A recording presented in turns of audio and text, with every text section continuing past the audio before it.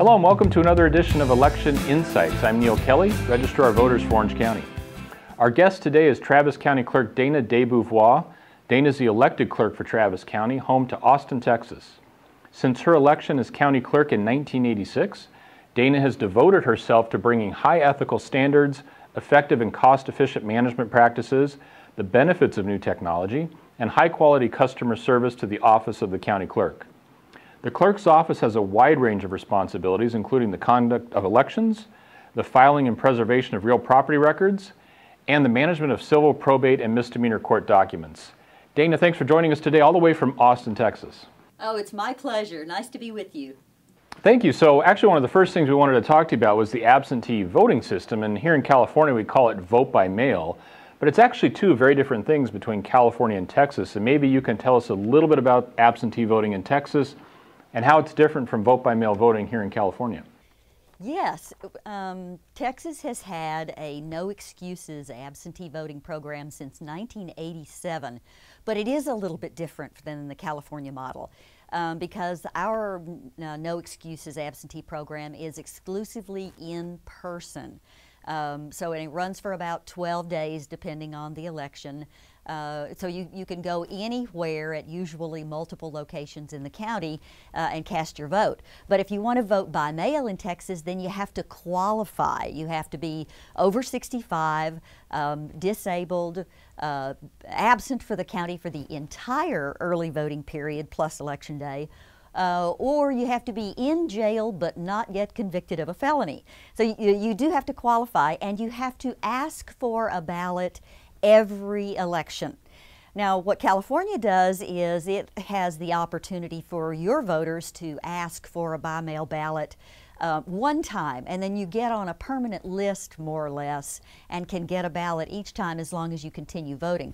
Texas doesn't have that yet, but that would be a good addition to our program. So some differences. Also nationally, we do use the same terms, but we often mean different things. So we've got absentee voting, we've got advance voting, early voting. We call it different things in different states, but we have to be careful when we communicate with each other so we know exactly what we're talking about.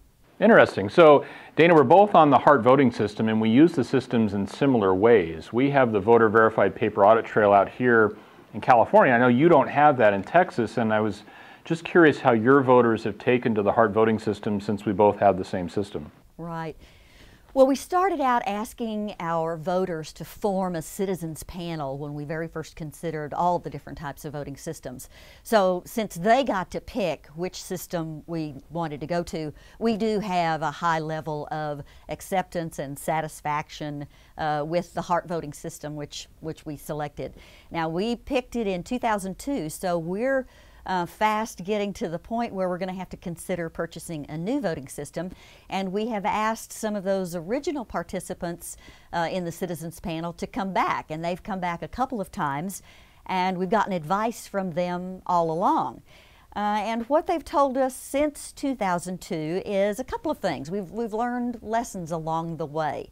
One of them is that they think the HART system is at least, if not the most secure system out there available today. They don't think that we can find anything more secure than what we already have. However, our citizens for the future, perhaps a lot like the ones in California, would like to have a paper element or a paper ballot for the voter to verify. So for the future, what we're going to look for is a system that gives the voter a paper element, but that also gives us an electronic tally for the future. We feel like that's important for accuracy and for the speed of the count, because our voters do want to know by approximately the 10 p.m. news broadcast who won the election. And we've been able to do that as long as we have an electronic tally. HART system provides us with that. The electronic count and the paper ballot are going to be something that we're going to ask for in our new system, and like a lot of people around the country nationally who purchased according to the Help America Vote Act systems that were able to accommodate disability groups with a voting system that would handle full accessibility with privacy. We do want to make sure that our next voting system, now that we're at about the 10-year point, also still complies with the Voting Rights Act in terms of disability support. Interesting, Dana, and you touched on something there that kind of leads me into my next question, which is, in the years that I've known you, Dana, you've always been very forward-thinking, and I respect that very much about you. And I've learned about this open source project that you're involved with, and I was wondering if you could share a little bit about that project with us.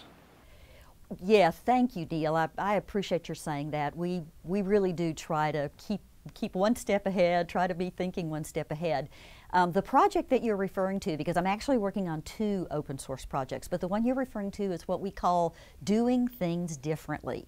And the idea is that in the past, our vendors of voting systems, the manufacturers of our voting systems, would design the systems, put them through all of the security testing and everything that they're required to go through, and then offer up the systems to elections administrators. And then they would often go through an extra criticism from activists and from other folks who were criticizing the systems for not being secure enough.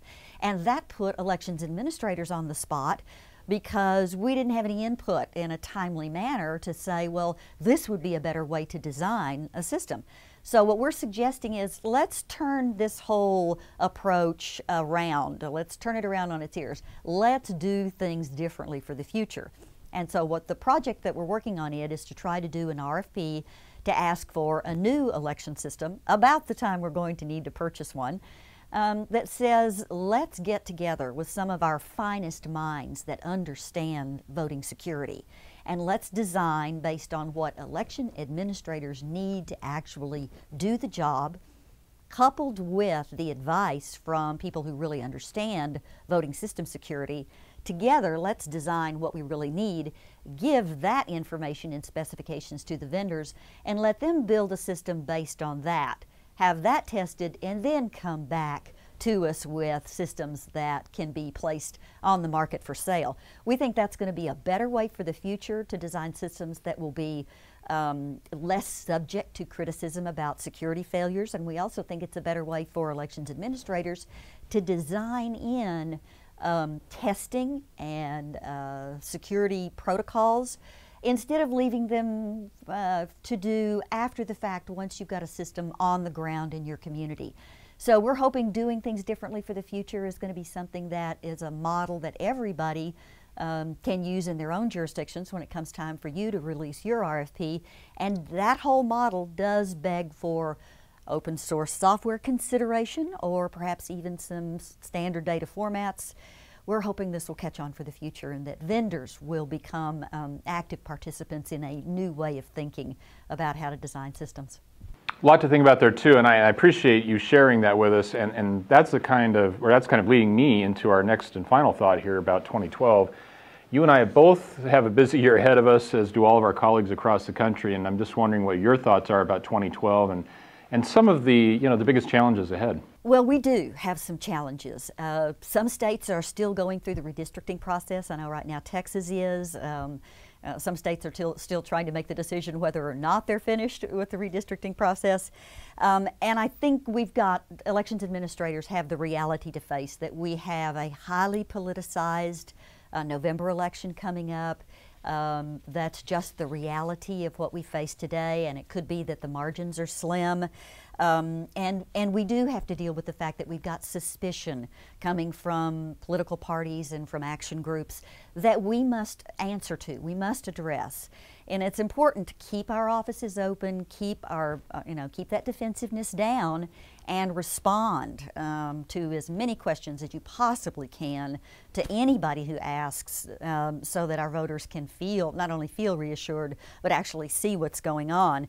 And I think when emotions run high with candidates, with political parties, it's more important than ever for us to remain absolutely calm and keep the doors open.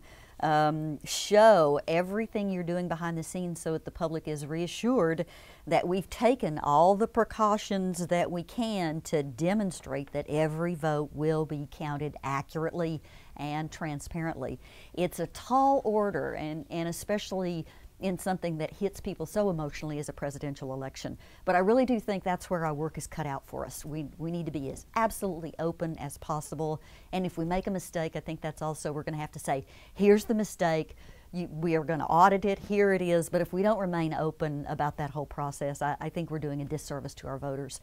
So I think that's our challenge for the head, is to show our voters all the work behind the scenes. Dana, well said. Big challenges ahead for both of us, but I know we'll make it through this, and of course we will offer the voters a good experience and also quality service, because I know Travis County is the same here as in Orange County. We're both on the same page when it comes to quality. I also know you're busy, and I want to thank you for joining us today and taking the time out of your day to do this. And it's a good service for our voters here in Orange County as well. Thanks for joining us, and stay tuned for another edition of Election Insights right here in Orange County.